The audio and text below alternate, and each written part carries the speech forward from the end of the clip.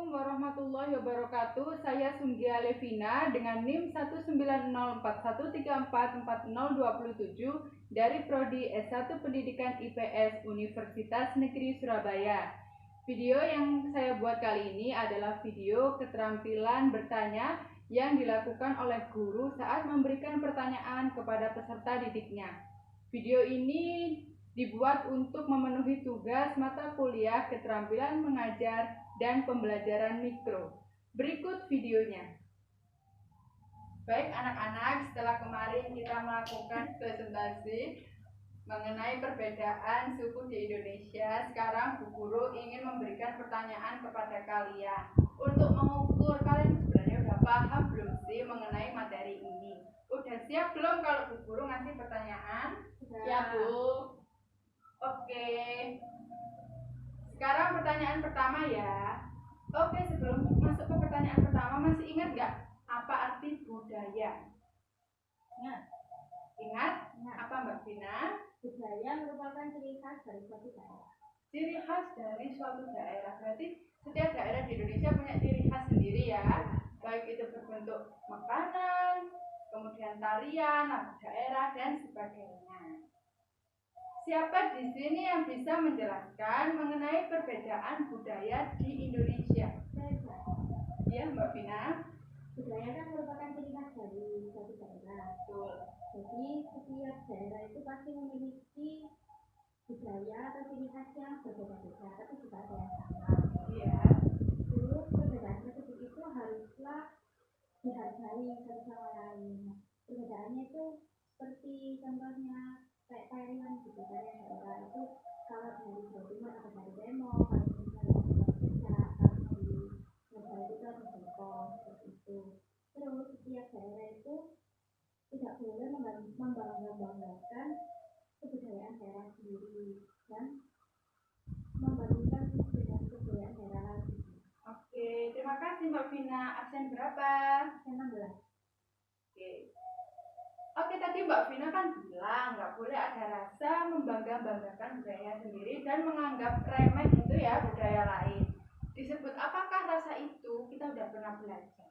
Mbak Laila mungkin tahu? Ya, disebut rasa egosentrisme. Baik, terima kasih Mbak Laila atas jawabannya. Betul sekali bahwasanya kita itu hidup dengan masyarakat yang berbeda-beda ya. Oleh karena itu kita harus mengedepankan rasa toleransi. Maksudnya toleransi itu apa? Tahu enggak? Toleransi. Biasanya kan ada toleransi antar umat beragama. Berarti menghargai satu sama lain. Oke, makasih ya, betul banget, toleransi itu seperti itu ya. Sekarang Bu Guru kepingin contohnya ya, contoh dari perbedaan budaya itu sendiri. Mungkin Mbak Laila bisa memberikan contoh. Kalau tetangga saya, apalagi ibu-ibu, Ya. memandang bahwa nggak baik kalau sudah berumah tangga, tetapi masih sering beli makan di luar atau catering. Karena yang benar dalam pandangan ibu-ibu itu, wanita harus bisa memasak untuk dirinya sendiri, suami dan anak-anaknya. Nah, sedangkan beberapa ibu-ibu yang masih sangat muda berpandangan kalau tidak apa-apa beli makan di luar atau tidak memasak sendiri daripada capek karena habis bekerja seharian. Oke, terima kasih Mbak Laila, contohnya benar banget. Kalau di lingkungan ibu sendiri memang seperti itu juga biasanya. Karena kalau kita kembali ke materi kemarin mengenai budaya itu ada 3 unsur. Salah satunya adalah ide atau gagasan yang berupa cara pandang masyarakat tertentu. Jadi kalau emang di Jawa itu wanita yang sudah menikah itu dipandang harus bisa masak, harus bisa ngurus rumah kayak gitu. Makanya ibu-ibu yang udah tua begitu memandang ibu-ibu muda yang nggak masak, kemudian beli makan di luar itu sesuatu yang nggak baik gitu, dianggap gagal jadi istri. Padahal kan nggak seharusnya ya seperti itu. Kita juga masyarakat yang modern pikirannya lebih terbuka, daripada capek kan nggak apa-apa sebenarnya beli makan di luar. Oke, terima kasih ya. Sekarang Bu Guru mau lanjut ke pertanyaan kedua. Sebelum lanjut, di sini ada yang tahu nggak konflik sampit? Atau ada yang tahu sedikit-sedikit? Tidak loh. Mbak Vina? Ya. Oke, jadi Bu Guru mau menjelaskan konflik sampit. Pada tahun 1990 terjadi transmigrasi yang dilakukan oleh pemerintah. Ya, transmigrasinya itu memindahkan orang-orang Madura ke Pulau Kalimantan ya. Jadi di Kalimantan Tengah, Kalimantan Timur itu didatangi oleh orang-orang dari luar Kalimantan. Tahu nggak kenapa sih kok pemerintah itu mengadakan program transmigrasi ini? Untuk meratakan penduduk. Ya, jadi supaya nggak ngumpul di Jawa semua gitu ya. Nah, kemudian di sana itu kan ada satu suku yang mendiami ke Pulau Kalimantan. Suku apa itu? Dayak. Oke, suku Dayak. Suku Dayak itu mereka itu udah punya lahan sendiri, udah punya hutan sendiri, dikelola sendiri untuk perekonomian mereka. Tapi pas orang-orang dari Madura datang, ya mereka itu datangnya itu enggak cuma dari transmigrasinya pemerintah, tapi juga ada yang pindah-pindah sendiri gitu. Mungkin karena mereka melihat bahwa di Kalimantan itu banyak lahan kosong. Di sana itu dibangunlah industri, kemudian mempekerjakan transmigran dari Madura. Lah orang-orang suku Dayak sendiri itu dilupakan. Lahan-lahan mereka itu udah dibangun buat pabrik, buat industri, tapi mereka sendiri itu enggak dipekerjakan. Hal itu membuat orang-orang Dayak itu nggak suka sama masyarakat Madura. Kemudian dalam kehidupan sosialnya itu kayak mereka itu tidak pernah bertegur sapa, sehingga memperkeruh suasana. Hingga pada akhirnya pada Februari 2001 terjadi konflik Sampit di desa Sampit. Bayangkan ya, etnis Madura dan etnis Dayak yang punya senjata tradisional masing-masing itu bacok-bacokan gitu. Tahu nggak senjata tradisionalnya Madura itu apa? Iya, kalau yang Dayak nggak tahu. Kalau Dayak itu mandau, gitu. Jadi ya itu senjata yang tajam kedua-duanya gitu kan, dan itu bacok-bacokan terjadi di kota Sampit. Bahkan sampai saat ini sebenarnya orang-orang Dayak dan Madura itu kayak mempunyai pandangan yang nggak baik satu sama lain.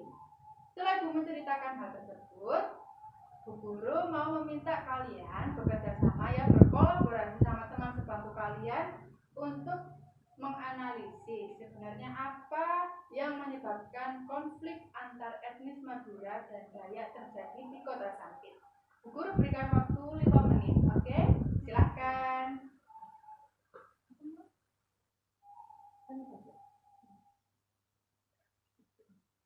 Mbak Laila absen berapa? 17.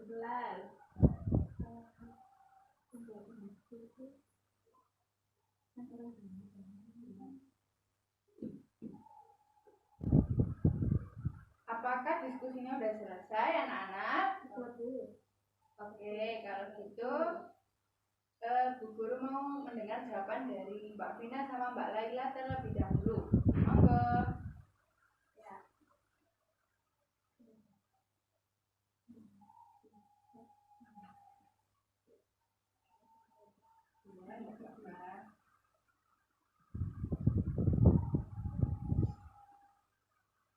Mungkin anak-anak yang lain bisa diam terlebih dahulu ya.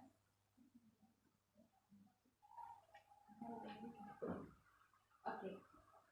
Menyebabkan sampit ya. Antara lain, Satu, karena pembuat industri di Kalimantan merupakan orang-orang Dayak yang menjadi penduduk asli Kalimantan, mereka tidak diberikan pekerjaan yang baru lain-lainnya. Oke. Penyebab yang kedua adalah karena kurangnya interaksi sosial yang baik antara orang-orang Dayak dan orang-orang Madura, sehingga mereka menjadi dan yang terakhir adalah rasa egoisme yang tinggi. Terima kasih ya. Jadi setidaknya ada 3 hal tersebut. Berarti kita itu bisa belajar dari konflik Sampit bahwasanya interaksi sosial itu penting ya. Dan dalam interaksi sosial itu kita itu perlu toleransi terhadap perbedaan yang ada. Dan juga menjauhi rasa egosentrisme. Masih ingat nggak apa tadi egosentrisme? Membandingkan kebudayaan sendiri, Membanggakan. Ya, membanggakan mereka budayanya. Oke, terima kasih. Oke, pertanyaan terakhir sebelum Bu mengakhiri materi ini. Kemarin Bu Guru kan sudah menjelaskan mengenai adanya perbedaan pekerjaan ya. Mungkin Mbak Laila bisa memberikan contoh tetangga-tetangganya yang memiliki pekerjaan yang berbeda. Ya, Pertama ya Bu.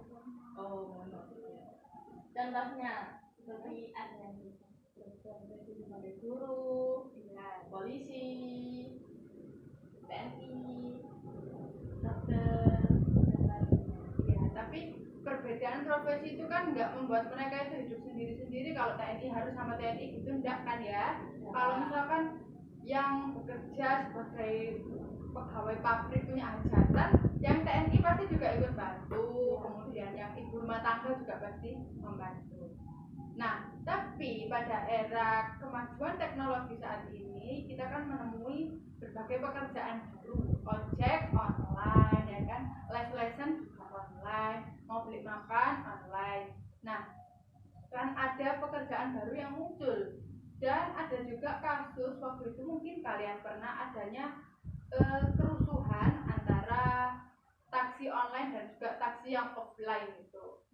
Coba kalian prediksikan, kira-kira besok bakalan ada nggak sih kerusuhan-kerusuhan yang terjadi antara orang-orang yang memiliki pekerjaan yang berbeda?